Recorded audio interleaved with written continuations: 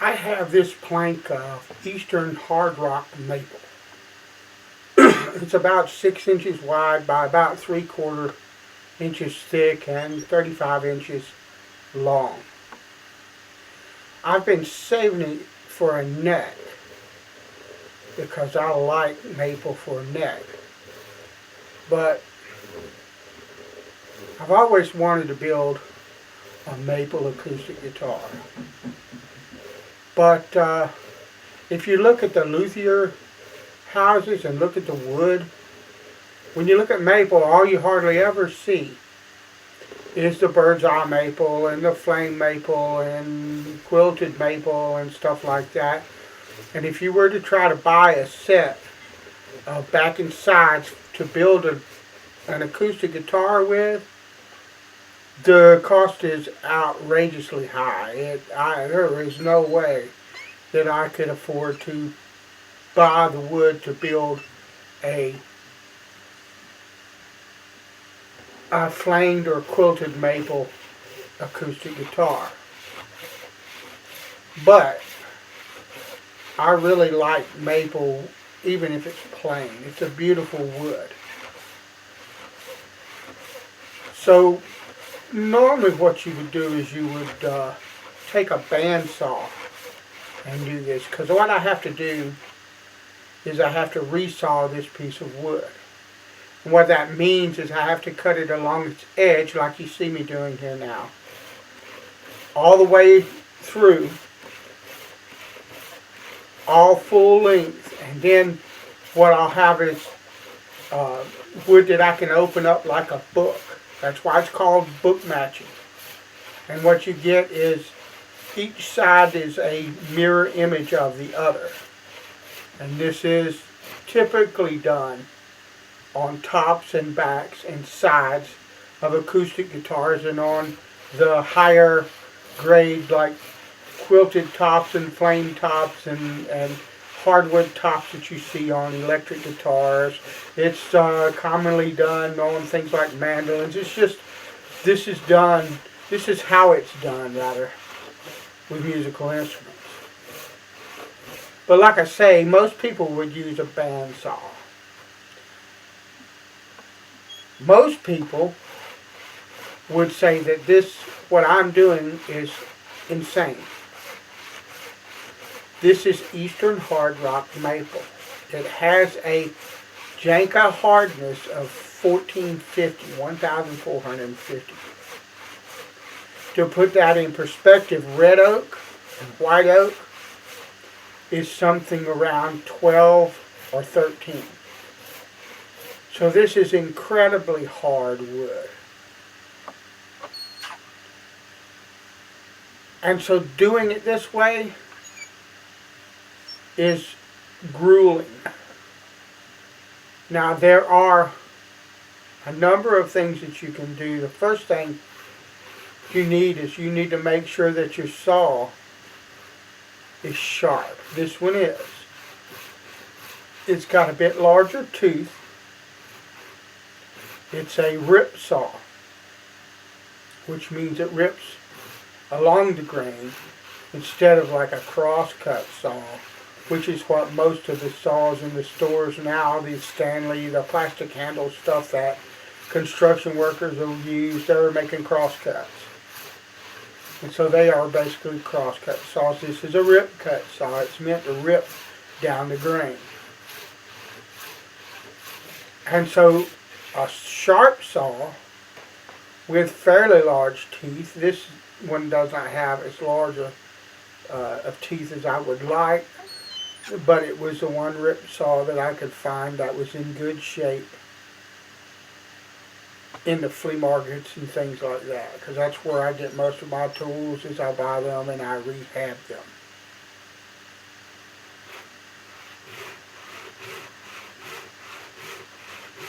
The other thing that you can do is, if you watch me, I'm not forcing this saw at all. You won't see me pressing really hard and straining to cut this wood. I'm going to let the saw do the work. Now, that does not mean that it was easy. You better have a good cardiovascular system if you want to do this. What you see here in this short video took over 2.5 hours to actually do. Because this stuff is stupid hard. And it does not give an inch. It does not forgive. It does not care. You're going to fight for every 1/4 inch of wood that you cut through. That's just the way that it is. So why would I do this? Well, like I said before, I want to build a maple guitar. Now this wood, I've had this wood in my shop for about a year. 9 months to a year.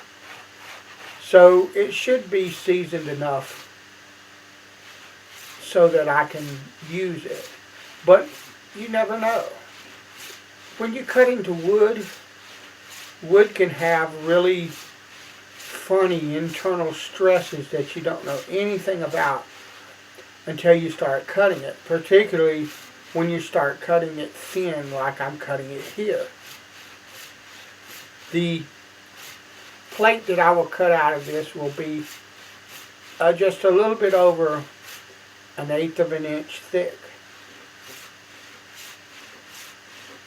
So once I cut into this wood and release whatever stresses may be hiding in it, the thing could twist, it could warp, it could crack, it could split, it could do all kinds of things. So I don't know, this is just something that I'm going to attempt. And I'm not really starting another acoustic build yet. Winter is pretty much upon us. In the next 2 or 3 weeks, it'll be starting to get really, really cold on us. And bringing wood in and out of a warm house to a cold bench, a cold outside temperature, and bringing it back in and stuff like that, that can mess with wood as well. So, and I have to get enough wood to make a back for this. I'm thinking to do a 3-piece back. And I really don't have any other, wood. I don't have neck wood, although I think I might be able to scrape that up. I don't have kerfing. I don't have bracing material, although I think I might be able to scare that up. I've got some wood around here, but I don't know. I don't think it's enough. I certainly don't have a top for the instrument yet. Fretboard, all that kind of stuff. So it's going to be a while. This is not the beginning of it. Well, it is a beginning of a build, but if you know me, I'm a hand tool woodworker. That's another reason I'm doing this, because I love hand tools of any kind. I restored this saw. I want to use it. Okay? But I'm a hand tool user. And I don't do anything fast. If you've watched the first acoustic build I did, okay, it took a while to build that guitar. This one I hope won't take anywhere near that long. But I'm not going to compromise on the quality of this build because I'm in a hurry. It's not going to happen. If you've watched my electric guitar build, okay, I'm right up on winter now. I can't put a finish on it right now, because it's going to be too cold from now on until springtime. Unless I get a really big spurt of warm weather that I can do that way. Now I'm almost to the end here.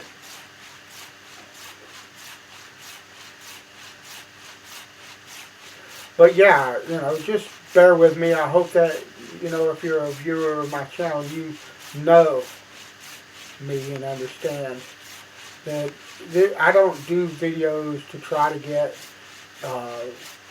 views and likes and subscriptions. Yes, I want all those, but I do what I love, And I hope that other people will come along and see me doing what I love and enjoy it and stay. But yeah, not gonna worry about it. See, that's the thing, and there we go on through. You got to, no matter what you do, you know, if I built junk, nobody would want to watch me anyway. So unless I found some kind of way. So we're open, unless I found some kind of way for them to enjoy the channel other than what it is that I'm doing. So you see, this is the board that I resawed. It's around 1/8 of an inch thick to start with, and I'll thickness it with a hand plane when I get to start using it. The other board, I do not believe that the saw kerf on my saw is narrow enough to allow me to cut this board thinner. Now I'm going to mark the sides so that I know that, you know, how they went together book match wise. But yeah, I'll probably take that other piece and just thin it with a hand plane until it matches this, and then, you know, when it comes time to thickness these boards, you know, then I'll make them match as well.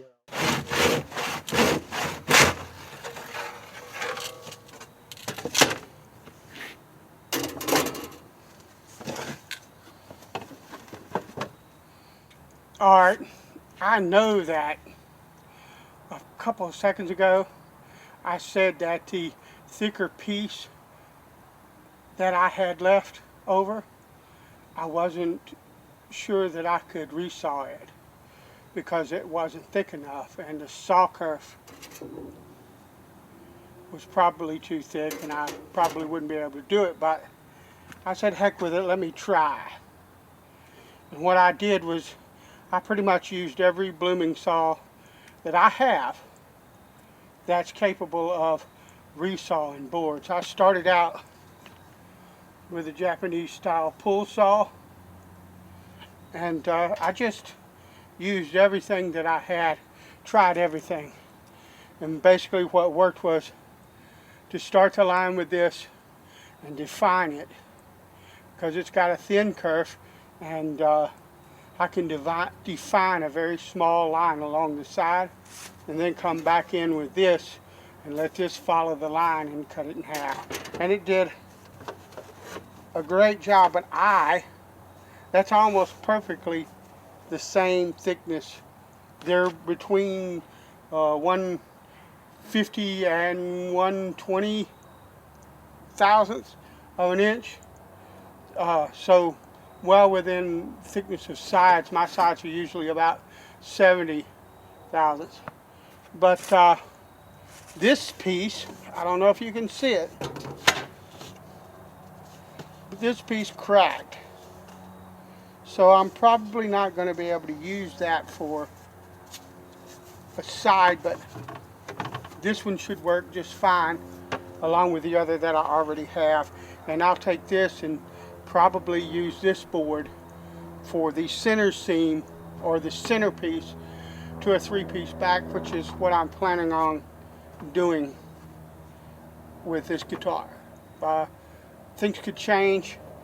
Once I sticker this wood and it sits in my shop for a while, you know, it could move and twist and curl and do all kinds of things that I'm not, you know, planning on it doing. Look, everything that I do here, any skill that you see me exhibit, or any skill you see me learn here, okay, those are granted to me by Him. And I do everything that I do to glorify the Lord. And so if He wants me to glorify Him by doing all this like this, I'll be glad to do it. I love it anyway.